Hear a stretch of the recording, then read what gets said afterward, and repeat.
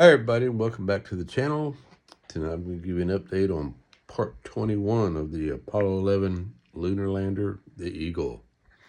Tranquility Base here, Houston. The Eagle has landed. Alright, as you can see, we've gotten this far through the model. We've got the window decals on. We've got the top decals on there.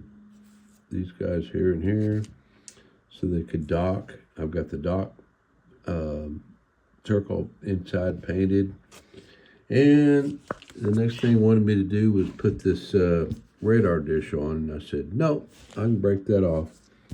And then it wanted me to put this nozzle on. I said, nope, I won't be able to just set it down if I put that dish on. So I got to here and I said, oh, these things are thin, like these little guys here, and they'll break off. And so I got to here and I said, okay, let's put the things on that are least likely to break off first, and then work our way up to the more detailed little things. So I'm going to go ahead and do the thrusters, the RCS thrusters. And that's these guys here, and then involved this. Oh, let me get it where you can see it clearly. These, which are A and A, 11A and 11A. They're handed, so there's one for each side. And then B, they're not handed. These are just the regular thrusters that go. I can put these either way I want. And they're going to mount on the gadget, and they've got it slotted. This slot only fits that one. This slot is wider and only fits that one, so that was smart of them to do.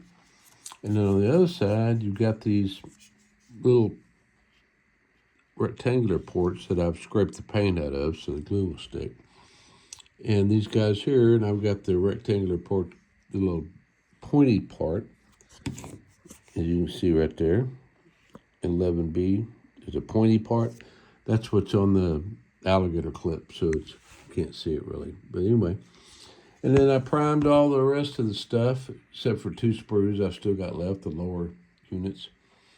And there's some more primed sitting there drying, and there's some more primed sitting there drying with my 1500 Mr. Finishing Surfacer.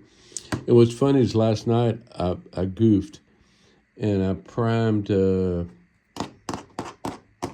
where'd it go? I primed one of my sprues with 500, which, you know, it's meant to, that stuff, which is meant to brush on to fill seams. And I was like, why is it so thick? Why is it so thick? And I got it mixed up with my 1500, and that'll do it. So be careful when you have all kinds of primer, which one you actually use, okay? All right. Take care, and model on.